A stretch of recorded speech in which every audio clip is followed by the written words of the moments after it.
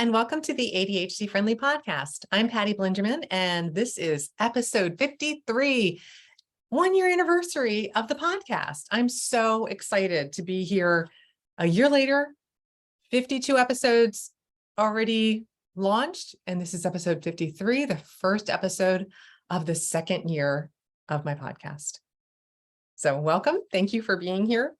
And my goal today, as it is with every episode, is to find ADHD-friendly ways to create more ease in my life and share them with you in the hopes that it does the same in yours. Today, I am capturing what it took to do an episode a week for 52 weeks in a row without missing a single week. Every Friday, I publish a podcast that in hindsight is kind of crazy. So I'm capturing it for me, but I'm also sharing it here in case there's something in the process that I found worked and what I learned that can help you. So a quick overview, I'm going to share how I did it, what I learned, I'm going to capture some celebrations, and I'm going to share what's next. So some year two changes that are coming. All right, so let's dive in. Let's start with how I did it. I'm going to start with a quote.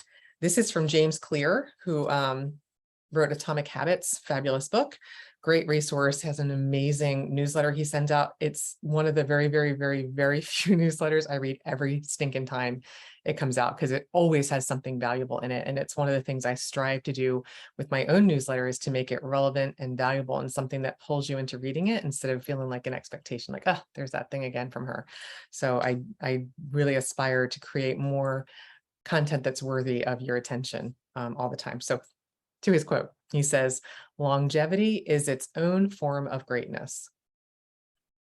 That arrived today.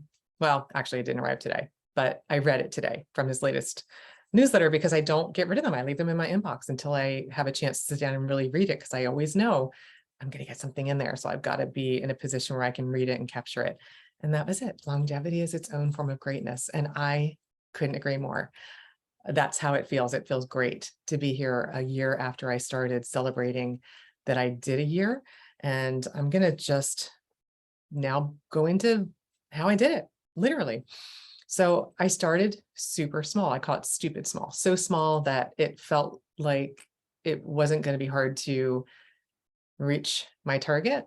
So I committed to only doing 5 episodes. So if you tuned in way back in October of 21, when I started my very first podcast, I share how I decided I'm only going to do 5 podcasts because I'd been meaning to do a podcast for years. And I always got overwhelmed with the expectation that I was putting on myself that I need to be able to do this consistently. And I was like, you know what? I'm just going to do 5 and then I'll reevaluate and I'll see if I want to keep doing it. And that's how I got started. And it worked because I did enjoy it. And I started from the very beginning, from the very first podcast. I decided I would do both audio and video formats because I knew if I started with audio only, which would be easier, it would be really hard for me to add video later. And so intuitively, I just knew myself and I knew if you want to offer video, which in my mind, I had to because it's ADHD friendly. I have to begin as I plan to go on. And that meant I had to start with video. So I did that. If you look at my earlier podcasts, up until a couple of months ago, I recorded them all at my desk. It was just the easiest, simplest way to begin. And I used to create slides for each episode, and I would have them pulled up on my screen so I could read them while I was recording. And I got feedback from a couple of really, really good friend and a family member who I won't reveal who it was, but they told me I was not looking at the camera enough. And I really I appreciated the feedback, but I got really overwhelmed because I didn't know how to look at the camera more and remember what I wanted to say. Because again, I shared before, my working memory isn't the strongest executive function skill that I have, and it needs some scaffolding around it to support it. And having notes written down is something I do to support myself. And so without the notes, I was like, I don't know how to do that. I have to look down and read. And I just allowed myself to continue doing what I knew I needed to do to support myself, but eventually I figured, you know what, if I make it where I'm just kind of sitting in my podcast corner, which is what I decided to call it, because it is literally in a corner of my office and it just feels more cozy. Channeled a little Mr. Rogers' Neighborhood, kind of like that feel of like, come on in and sit down and let's share resources and tips to make our lives a little more ADHD friendly. And it just kind of naturally started evolving where I wasn't using slides anymore because I wasn't sitting at my desk in front of my computer. I'm just sitting in my podcast corner with my video on. And so I still look down, I still look at my notes, but I try to make it less obvious so that I am really connecting. I don't want to be looking, everywhere else. And I know how distracting that is when I'm watching something. So thank you for the feedback. And I always do try to incorporate it if I can. And so now instead of kind of like, script almost, if you will, I just do bullet points. I just kind of highlight what I'm going to talk about. And I keep an overall structure on a pocket chart, which I'm going to show you here, where it just kind of outlines, this is the order I'm going to talk about things. And so if I'm not quite sure where I am, I can just look up and see what's coming up. But then I also have, notes that you'll see me look down and I have notes, and it just works for me to be able to make sure I don't forget where I was or what I wanted to share. And so I have like a little note, like share pocket chart with a flag. The flag brings my attention to it so I don't overlook it and jump past it. The next thing I did that really worked was I outsourced the editing. I went to fiverr.com, fiverr.com. They were affordable. They were easy for me to use. I found the process pretty straightforward. And so that was where I started. And it allowed me to get out of expecting myself to learn how to edit it, which is where I started. And I really quickly got overwhelmed and realized I can't learn everything about podcasting before I start podcasting. So I'm just going to do the parts I can do, and I'm going to outsource the parts I couldn't. So outsourcing was key. And then I found the theme music that I still love to this day. Every time I hear it, it still makes me happy. And that was really what I was going for, was something upbeat and happy. And I made my own logo. So you see it behind me, my happy, again, I wanted something happy and positive that connected energetically the way I wanted to feel when I saw it, and it does. And then I recorded all of my episodes in one take. I've done I think there was one episode that I needed two things put together at some point, but I would say 51 of the 52 episodes were recorded in one take. And that was really because I didn't know how to do that editing myself. And it was more expensive to edit several clips together. There's literally a squirrel outside my window. Squirrel. So I still do it in that format. And I outline the talking points. I add the topics to my cards on my card chart. And then I just have my intro and outro ready, and I hit record. So that's really how I started, and in large part how I still continue. What I learned in the process over the course of the year was I like doing it. So I gave myself permission to do only 5 and notice if I was going to like it. My intuition was that I was going to like it, but I was really pleased to discover I did when I actually started doing it. So I just love finding things and having a platform to bring and share it. I don't have, a big audience that I'm reaching, but I have been able to really even support my own clients when I can reference, and somebody asked me about my planning process. I'm like, oh, I have a podcast on that. And I just direct them to the podcast episode where they can watch it at their leisure. And so it is serving me in the ways that I had hoped already. So that's already for me a big win. This structure I learned really helped me. I've always been someone that does well with structure, and it didn't fail me here. So deciding that I would release the episodes every Friday really created that urgency.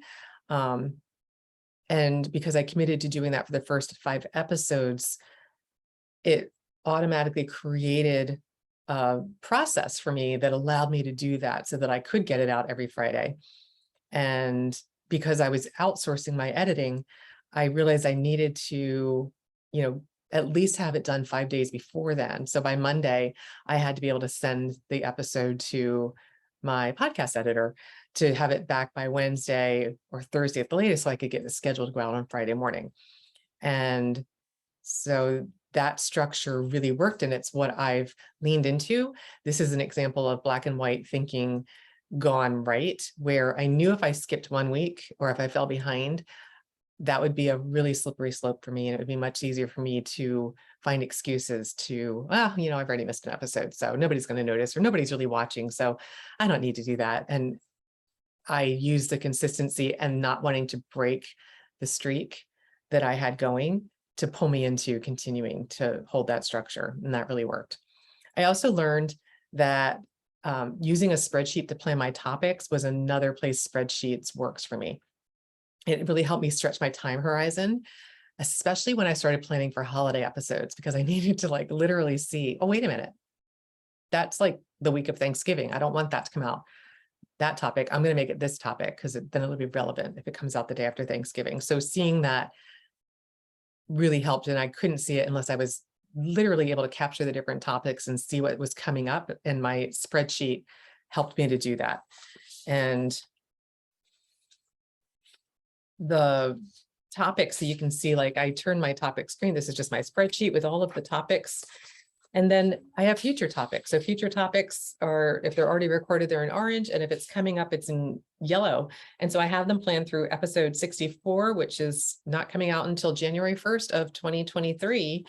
I already have all of those weeks planned, not recorded, but planned. And then I have another 50 episode ideas after that don't have a specific date or, you know, exactly, even though, you know, a month or anything tied to it. Just generally, these are topics that I find interesting that I'd like to create a little structure around, to share a strategy, a tool, an idea.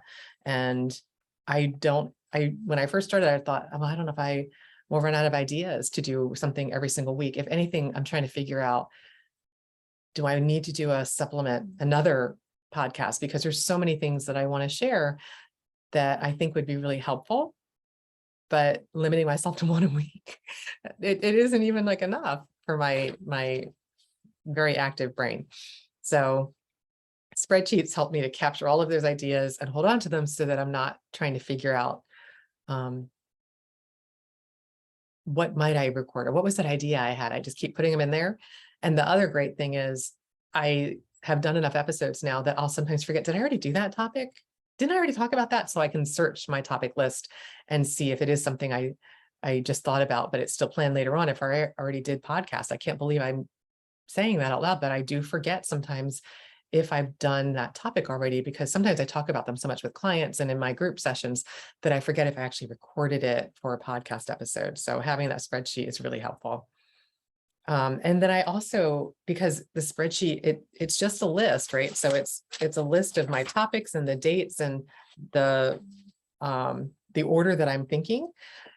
It's linear. I can't really see it in terms of how that flows in the space of time. And so I just want to share, I use a lot of my clients. This is what I call a semester calendar, dry erase. And I use Post-its to literally move around. So I'm like, oh, you know what? I think I want to move that and do that here. I can literally just switch them very easily and see how it feels. And this is what I use to help me see, because this goes all the way through January. And you can see I have all the way through my January topic planned, but I can easily move them if I need to. And I can see and experience what that's like with this semester calendar. And that hangs up in my ISM project room, my Insight in Mind room, so I can see it. All of my tools in there are designed to be literally in my line of sight so I don't forget. And that's a big podcast planning tool that I use to support my brain to see what's coming up. And then another thing I learned over the course of the year was I need to build up a bank of episodes, so I'm not scrambling and always feeling pressured to record each week. This became really important when I went on my cruise last month. I needed to have 3 because I knew I would be gone 2 Fridays, and I didn't want to come back and have the pressure when I came back to create an episode and get it edited and scheduled for that upcoming Friday, because I wasn't coming back in my office till Monday. So I wanted to create some ease there. And I did that. I built up I built up actually 5 episodes before I went on vacation. I only have one now that's coming out on Friday. So that's bring me back in. We're in the anniversary episode I'm recording now. So trying to build back up a bank. I just noted it gives me a lot more space to be creative and to think about things when I'm not under pressure to get an episode out this week because I haven't recorded it yet. And the next thing I learned was,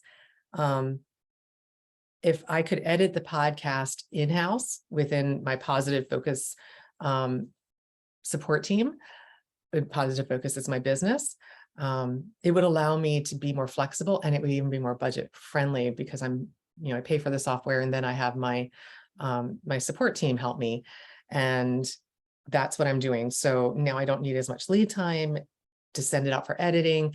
I can communicate what I need directly instead of through email to someone who might be in a different time zone and all of those challenges. So that's something I started months, probably about halfway through the year, and it really has worked out nicely. It's still a work in progress, but it is moving where I want it to go. So I'm very excited about that. All right, now on to capturing successes. So I wanted to share a couple of things I've done that I'm going to be adding to my Expecto Patronum Journal, which is my success journal, my visual success journal, to celebrate the successes I had this year. So the first is, I have a picture that I printed. I kind of captured 3 successes on one page.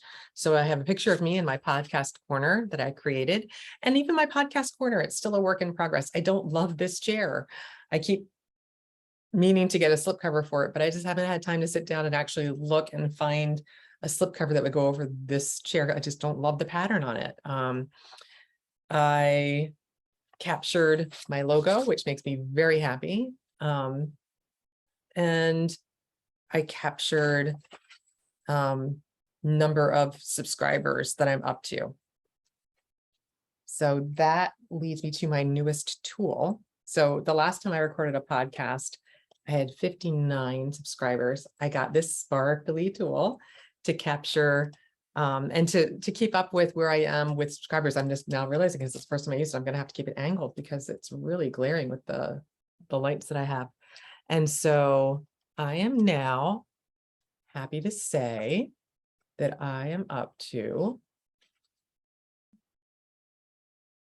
this is a big jump for me considering I was at 59 before. I am now at 63. And when I bought this, I got it on Amazon. There was one that went just to the thousands, and that was what I was going to buy. But then I thought, because my goal is to get to 100, but then I thought, Patty, don't limit yourself. Go up to the millions, girl. You can do this. You got it. So like room for growth. I always kind of would, I remember in my first car, I was irritated. It did roll over to a million. I don't even know if my car now does, but I thought, oh, how limiting. Don't you think I can drive this till it hits 1,000,000 miles? So I want to keep it into the millions for people that subscribe to my podcast. You never know. You got to create the structure that will support it. So that's what I did. So that's my new tracking tool that I'll be sharing updates when I have a celebration around subscribers. The next celebration is that I did 52 weeks in a row. So I minimized my spreadsheet where it shows episodes 1 through episodes 52, and they're itty bitty tiny, but I can read it, and it on one page shares, they're all green. I did every one of them in a row, and that's very sparkly to me. And then I also share how I use the spreadsheet to plan. So this is planning for year 2 and beyond. I have over 75 topic ideas already for future podcasts. And as I said, I have up to 60 podcast number 64, which will come out in January, already planned.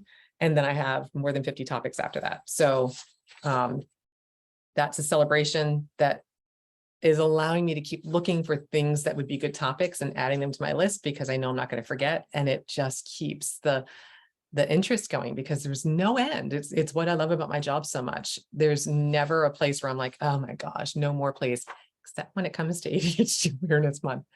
Visit episode 52 for more on that. And then the last thing that I'm celebrating is my ADHD friendly things list. I really wanted to do this last year. This was episode 9, if you didn't catch it, where I talked about my favorite ADHD friendly things. So they were Some of them were products, some of them were books, and I did a whole list. I shared the links to all of them. Most of them are now available on my website, ADHDfriendly.com, in my shop, where you can go directly in and see what I have on there that are my favorite things. Everything in there is something I personally have purchased and used that I love. I find it to be ADHD friendly. And I really wanted to do that. And it felt really ambitious to do it for episode 9. But I'm so glad I did, because now this year I get to do my second annual ADHD Friendly Things episode, and I get to share the favorite things from 2023. So I've been keeping a list all year, and I'm already starting to put things out there that I found to be ADHD friendly this year. So I'm very excited to build on what I started last year with episode 9, and that's coming up in just a few weeks. So keep a watch out for it, because I want to get it out there in time for the holiday season. All right. And finally, I am sharing what's next. So this is what's coming this year. Some of it I already have in the works. Some of it I'm kind of hoping. So I'm just sharing with you what some of the changes might be. So I'm doing some of these, and some of them I may not. We'll see. But the first thing is, like I just shared, I will do the second annual ADHD Friendly Things podcast. That will happen. The next is I am changing the way I title the podcast. So I'm not going to be calling them the one with, or the one who, where, or, whatever the phrase would be. It makes the episodes hard to find, which was a real learning process for me this year, because my podcast is really hard to find.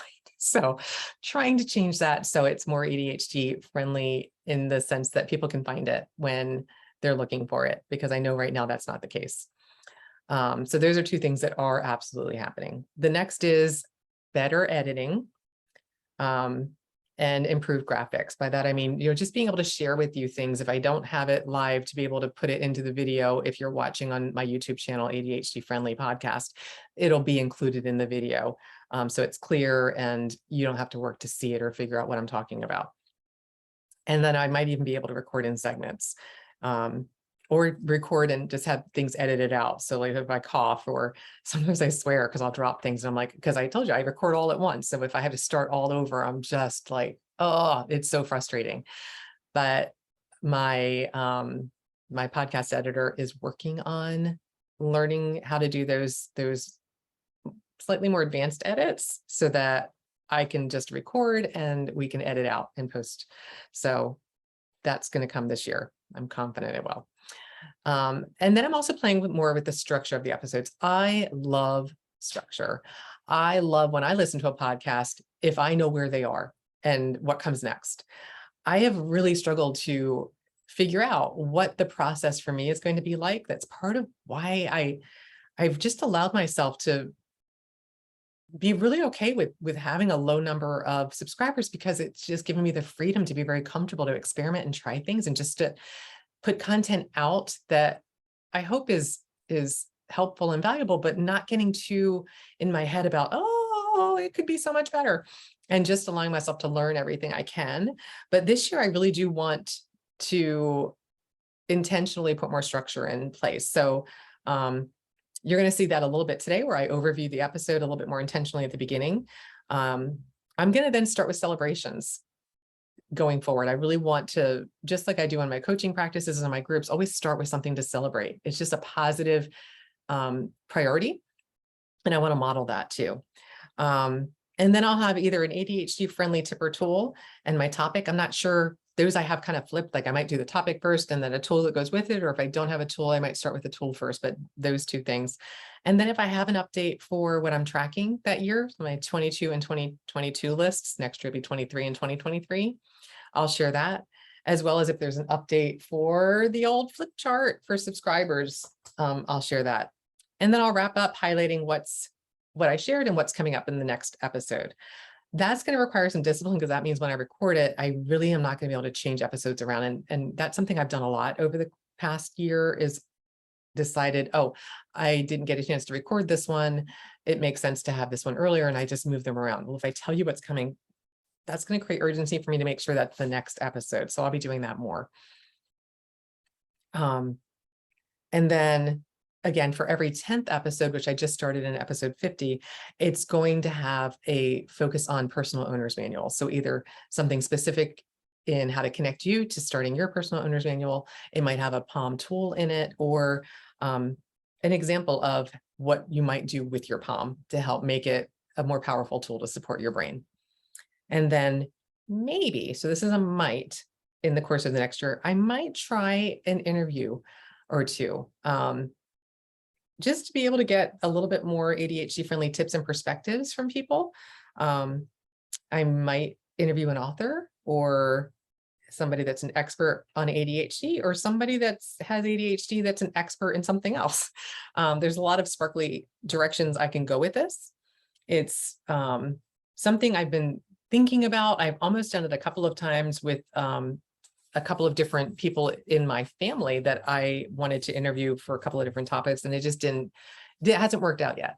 So I might start easy with my family and then build out to some experts and some other resources that I want to be able to bring to you so that you are able to take advantage of the information and support yourself with it.